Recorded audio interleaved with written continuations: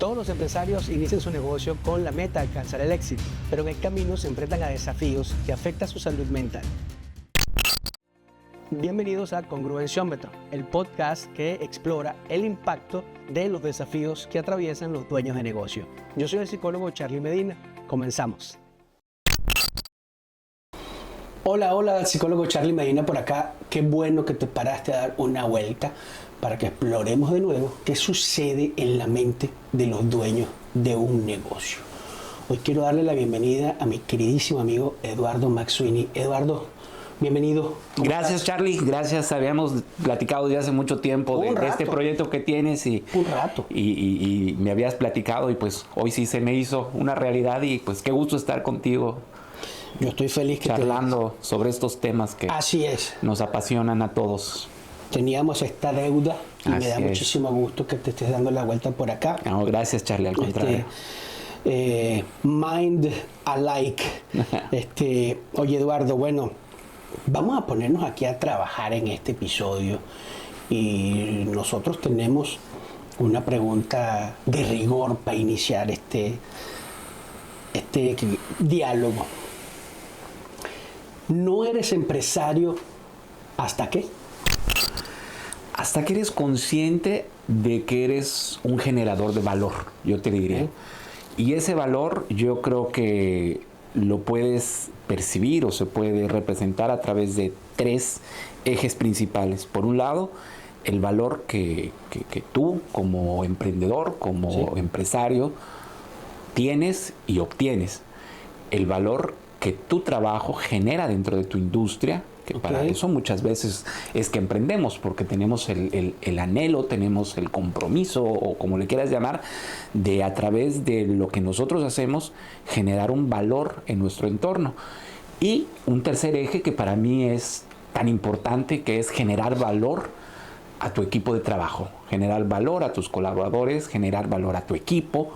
Y al final yo creo que cuando, respondiendo un poco a tu pregunta, cuando eres consciente que desde tu trinchera eres capaz de generar ese valor, es cuando sientes que como empresario estás haciendo, pues siguiendo esa vocación. Fíjate que esa respuesta que me das se parece mucho a la teoría de los stakeholders, ¿no?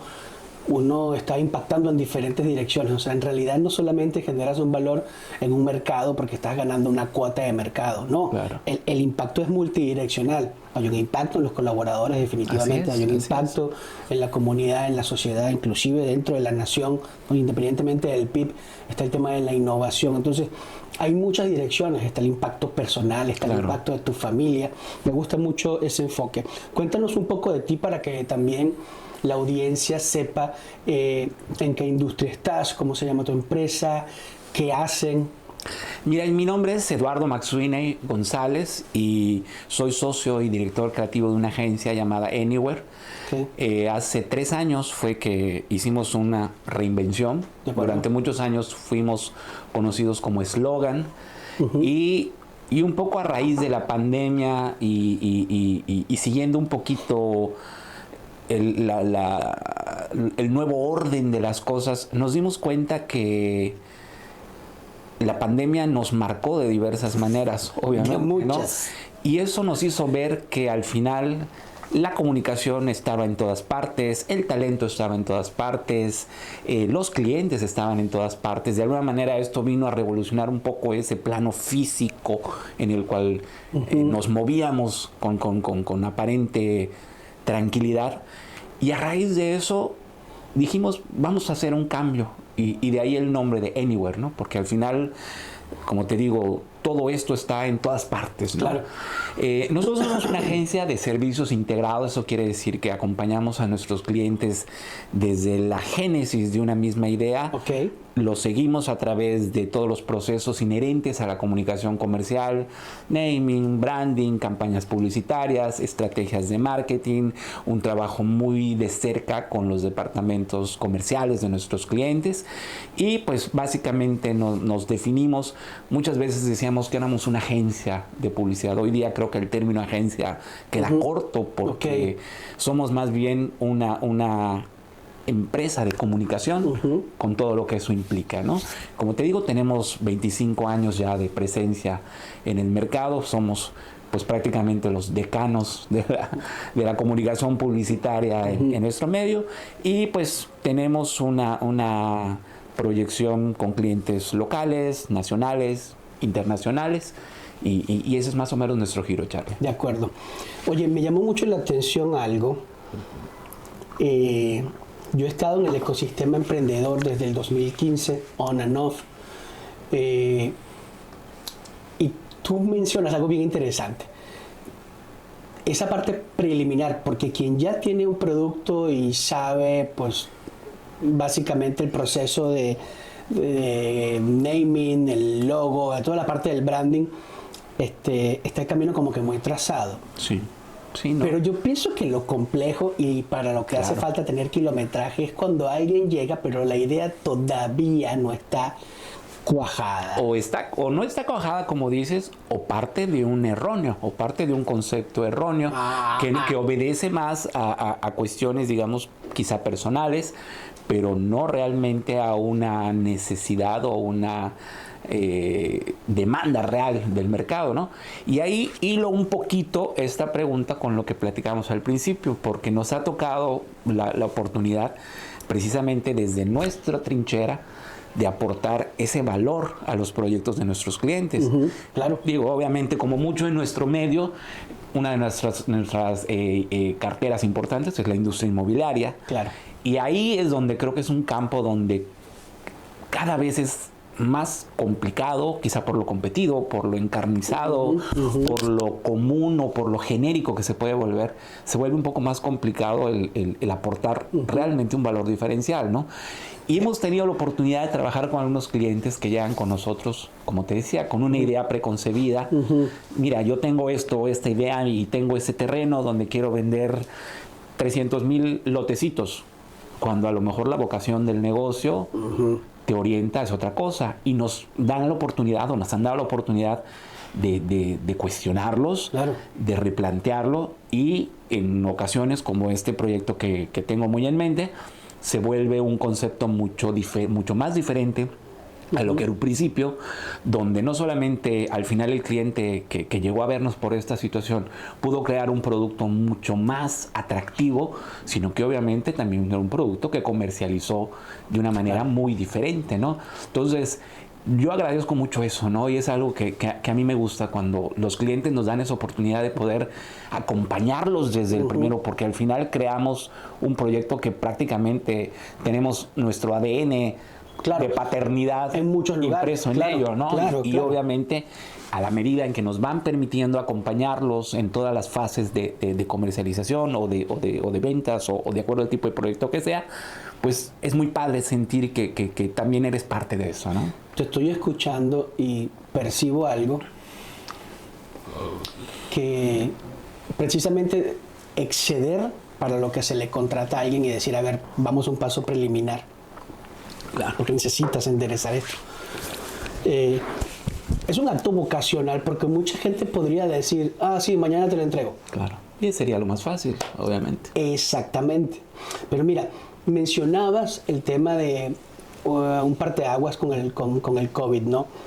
Quienes recordamos el COVID, sabemos que pasaron muchísimas noticias desagradables, entre ellas la más grave, la pérdida de gente, ¿no? Claro. Pero todo ese proceso de adaptación que tuvimos que atravesar, que fue difícil para nosotros, fue bastante difícil, me lleva a mi siguiente pregunta.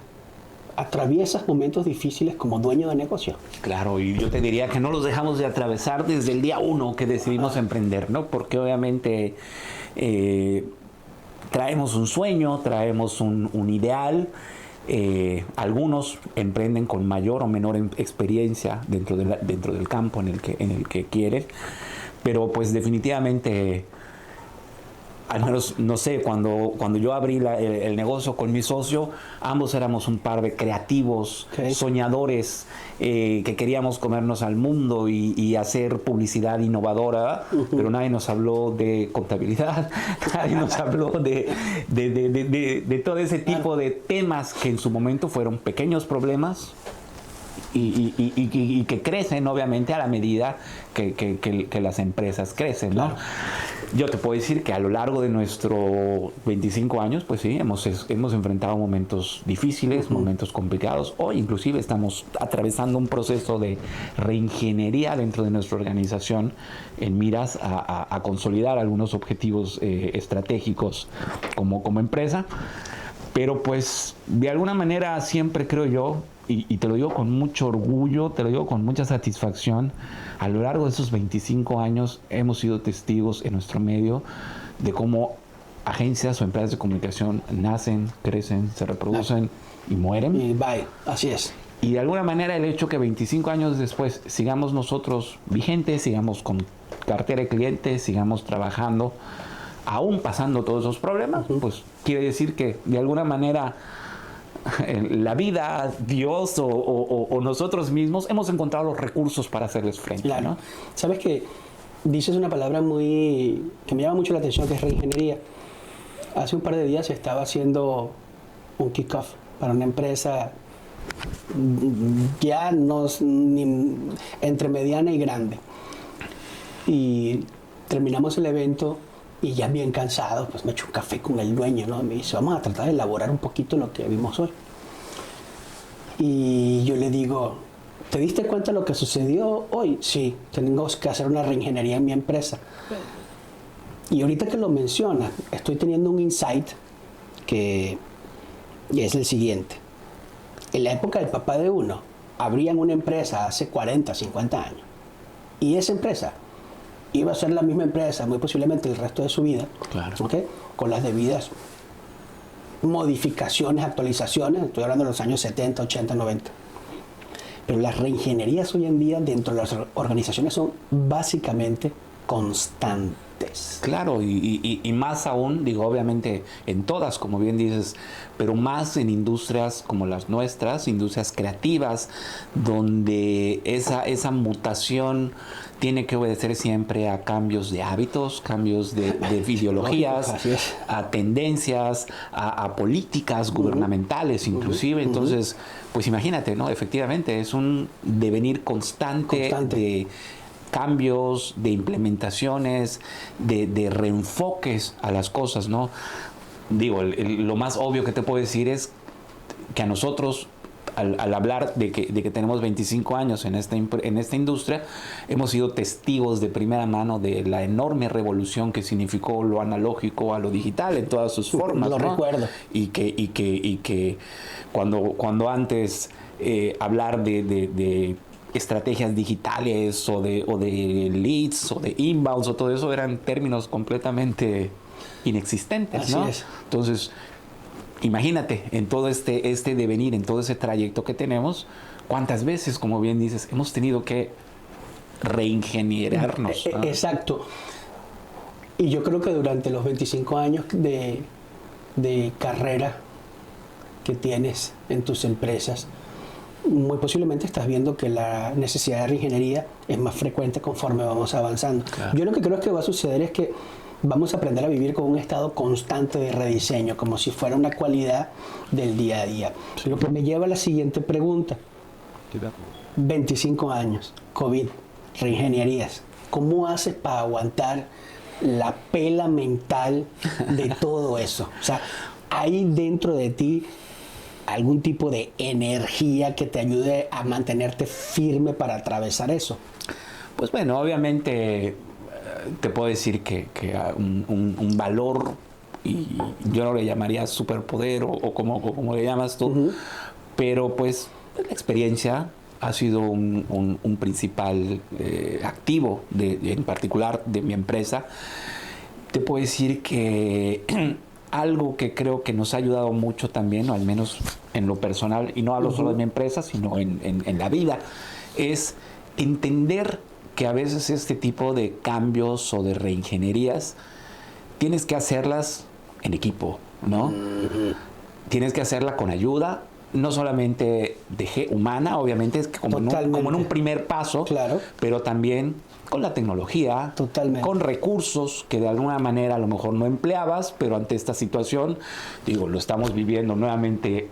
Te hago la analogía de que hace 3 años, cuando íbamos a congresos de comunicación, de publicidad, alguien decía, ahí viene la inteligencia artificial. Y decías que nada que ver, ¿no? Era algo lejano. O sea, y te puedo decir que en un año, por no irme mucho, fue una revolución brutal en la cual cada día, si lo analizas, peligran más puestos, ¿no? Los locutores, los fotógrafos, o sea, todos, porque cada día surge una inteligencia artificial. Así es. Que suple o que te ayuda a determinado proceso. Dentro de este proceso, dentro de este tema que hablamos de cómo enfrentar estos retos, esos problemas, pues también, así como podemos recurrir a un asesor o a un consultor que nos ayude a enfocar el punto de vista financiero, el punto de vista laboral, el estratégico, etcétera, pues obviamente también viene la necesidad de actualizarte, de capacitarte en temas que hoy día se vuelven estándares dentro de nuestra industria. Entonces yo creo que respondiendo puntualmente a tu pregunta, ese poder o esa característica es asumir el compromiso de entender que para poder salir adelante es necesario la integración, la colaboración y la capacitación, ¿no? Oye, Eduardo, 25 años de adversidades, COVID, todo lo que me estabas hablando ahorita. Pero es que a mí me llama mucho la atención algo, ¿no? Y es lo que me toca ver un poco a mí en el consultorio. Y me ha llamado mucho la atención porque definitivamente tiene que ser un rasgo, entre otros factores, ¿no? Yo tengo ahí mis hipótesis personales. Cuando terminemos esta temporada vamos a sacar lo que nosotros pensamos que es, pero si ya sabemos que emprender, que tener una empresa, que estar pagando nóminas, proveedores, todo ese tema es difícil y no hay nadie que te garantice la certidumbre del éxito, ¿por qué lo seguimos haciendo? ¿Qué hay? Pues yo creo que al final a quienes emprendemos es porque en nuestro ADN existe ese deseo de innovar, ese deseo de hacer las cosas de una manera diferente, de encontrar soluciones ante problemas que surgen.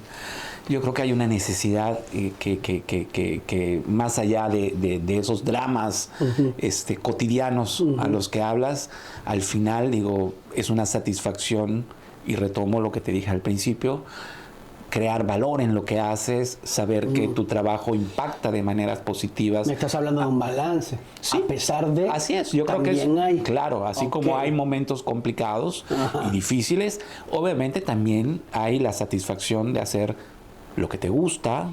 En mi caso, todo ese tema creativo me apasiona, me encanta resolver retos desde temas de publicidad hasta desarrollos de identidades.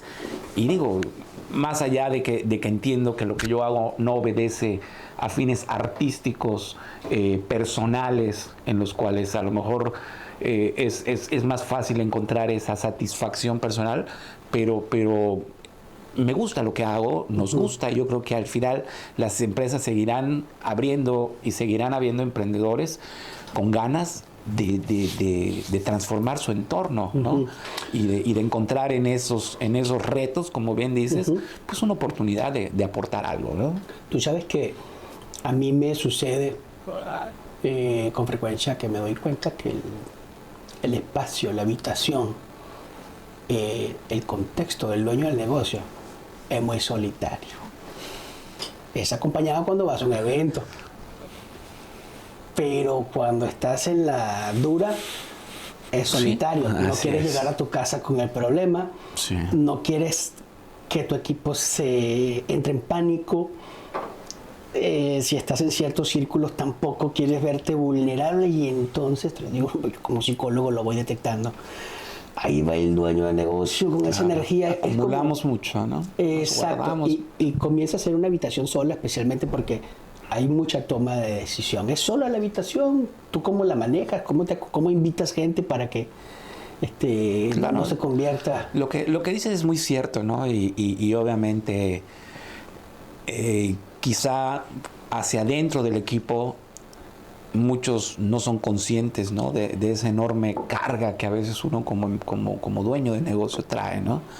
Y sí, efectivamente, lo quieras o no, acumulas pues presiones, tensiones, y bien dices, tienes que encontrar ese equilibrio, ¿no? Porque obviamente todos nos pasa que de pronto después de un mal día llegas a casa, a lo mejor no estás del mejor ánimo y pueden haber roces, ¿no? Claro. Digo, es normal, ¿no? Pues yo siempre trato de, en la medida de lo posible, de separar las cosas y encontrar actividades o momentos que me permitan. En lo particular, te digo, a mí me gusta mucho darme tiempo para hacer ejercicio. Ok. Fundamental.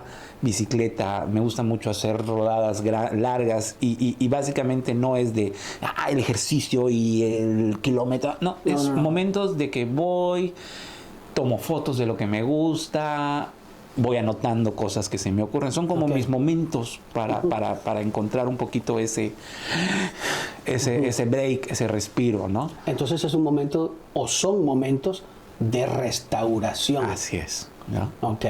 ¿Tú lo tienes como un protocolo establecido o es más de manera Lo dejo espontánea? fluir. Sí, ¿Tienes sí. tus actividades ahí de ecosistema de restauración y vas seleccionando Sí. según te sientas? Sí, no, trato de una vez que llego a mi casa, es muy difícil y vuelvo a lo mismo porque la pandemia como que nos modificó ese hábito de que mi oficina era de 9 a 5:30 y salía, no, ahora nos movió los horarios, ¿no? Entonces muchas veces pues terminamos trabajando en casa, cosas que no hicimos y tratar de encontrar ese equilibrio, ¿no? Pero sí, yo creo que a todos nos hace falta de pronto eso, ¿no? El darse tiempo con la pareja, con la familia, con las actividades personales, ¿no? Como te digo, me gusta mucho salir en bicicleta, salir a pasear a mis perros. Bueno, mi perro se acaba de morir. Sí vi, lo siento mucho, sí lo vi. De 11 años en tus después redes. Lo siento mucho. nos dejó, pero ese tipo de momentos a mí son como eso, ¿no? Restauración. Inclusive pareciera que son tiempos ociosos, pero como dices tú, la mente está y voy buscándole, a ver, este tema que me trae de la oficina, encontrar un poquito. Acuérdate que así funciona la creatividad, ¿no? Y en esos momentos que aparentemente no estás haciendo nada, las sinapsis neuronales siguen trabajando, encontrando soluciones porque tu cuerpo o tu estado no tiene esa homeostasis, ese equilibrio, ¿no? Entonces es un poquito eso, ¿no? Es relax, pero como que... Oye, Eduardo, yo tengo preparado mis preguntas porque le he comentado a todo el mundo que nosotros diseñamos este podcast con un instrumento homogéneo para poder llegar a una especie de hipótesis, exacto, un consenso y hacer una devolución de esta es la lectura que nosotros hemos, este es el hallazgo, ¿no? Se me acaba de ocurrir una pregunta. Dispara. Muy bien. ¿Sigue tu pasión o sigue tu fortaleza? Pues yo creo que una mezcla de ambas, Carlos. ¿No? Ok. Yo creo que al final ambas se complementan, ¿no? Digo, hay una pasión, pero también hay una... No sé si lo estás planteando en términos de resiliencia o a qué te refieres con la fortaleza. Pues la fortaleza, tus fortalezas son en donde tus rasgos esas cosas que haces mejor que la mayoría de la gente casi sin esfuerzo. Sí. ¿Me entiendes? Claro. ¿No? Y yo siento que a veces nuestra orientación vocacional nos puede jugar ahí un poco chueco. Generalmente en los primeros años. Esta categoría ya está relativamente sazonada, así que no tenemos tanto tema con nuestra vocación. La pregunta era más como consejo para las nuevas generaciones. Mira, te voy a decir una frase y tú me vas a decir qué piensas. No existe crecimiento sin fricción. Pues la fricción yo creo que es parte inherente de este proceso, pero tampoco creo que sea un requisito, ¿no? Ajá. Digo, obviamente existe, pero tan importante creo yo como esas fricciones que traen algo nuevo, pues está también la visión, el enfoque, el querer mejorar en lo que haces y que tú mismo seas quien te rete para hacerlo, independientemente de lo que el medio te pida, ¿no? Pero pues definitivamente, ¿no? Siempre el gran riesgo es a veces caer en esa zona de confort. Oh, ¿no? Claro que sí. Donde cuando no tienes esa piedra o claro. esa fricción, sí, como tú le llamas, empiezan a dormitar. Te ayuda, ¿no? Claro. A no dormirte en tus laureles, ¿no? Siempre hablo que nos han enseñado a ser muy cómodos y por eso claro. tenemos una perspectiva distorsionada de lo que es la fricción. En muchos casos a mí me toca recalibrar la perspectiva de mis pacientes y cuando yo la redimensiono, dice, bueno, quizás un poco parte de lo que es tener el negocio. ¿El empresario moldea a la empresa o la empresa moldea al empresario? ¿Tú cómo lo ves? Yo lo veo como una perfecta simbiosis. Una simbiosis. Es una simbiosis, porque al final tu empresa es una extensión, lo quieras ver o no, de ti mismo, trae tus genes, trae tu ADN, ¿no? Lo cual al final, digo, es parte, pero también es un hecho que a nivel personal te puedo decir que no soy el mismo que era hace 25 años. Totalmente. Porque esta experiencia de mi negocio y todo lo que he pasado a través de estos 25 años con él, pues han también formado mi temple, mi carácter y en muchas ocasiones, ¿no? Yo creo que el gran reto que tenemos a veces como empresarios, no sé si en todas las industrias o en muchas de ellas, pienso yo, sobre todo las de servicios, es el lograr separar un poco quién eres tú y quién es la empresa, porque es un hecho de que todos tendemos a pensar que el éxito de una empresa es cuando llegas a ese grado de institucionalización, donde todo puede caminar sin que tú estés o que tu nombre siquiera aparezca, pero también es un hecho que muchos clientes te buscan a ti porque sienten que hay una conexión contigo, porque hay una empatía, porque hay una sensación de que tu visión o tu acompañamiento a nivel coach, tú lo sabes obviamente más que nadie, es lo que vale. Entonces, a veces es un poquito complicado, ¿no? Porque dices, oye, esto te lo podría resolver esta persona, no necesito yo meterme tanto en esto, pero el cliente dice, es que quiero verlo contigo,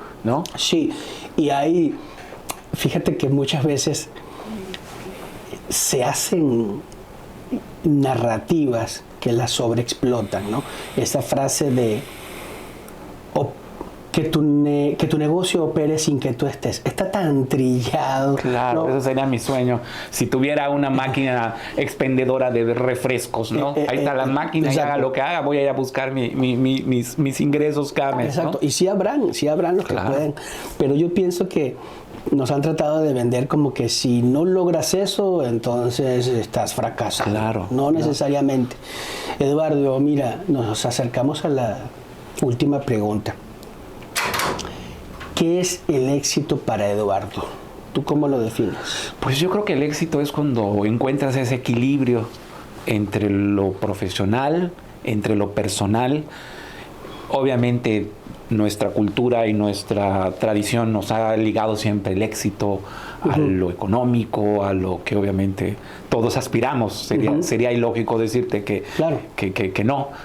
Pero yo creo que tan importante como eso es encontrar esa paz o esa tranquilidad, ese equilibrio en que pues obviamente tienes resuelta el tema económico y todo, pero te sigue gustando. Y digo sigue porque a veces es muy difícil después de 25 años que sigas sintiendo el gusto, hay hartazgo del la pasión, hay hartazgo en muchas partes del proceso, pero cuando en lo que al final te define a ti como empresario, como creativo en mi caso, etcétera, lo sigues disfrutando, sigues enfrentando esos retos con alegría, con pasión, con ganas de hacer cosas, pues para mí ese es el éxito, ¿no? Ese equilibrio, te diría yo. Ahí está el éxito según Eduardo. Eduardo, qué bueno que te diste una vuelta por acá. No, estoy muy feliz. Teníamos esta promesa, esta deuda y finalmente se dio. Así es. ¿Ok? ¿No? Nos vemos en el siguiente episodio. Qué bueno que te diste una vuelta por acá. Bye, bye.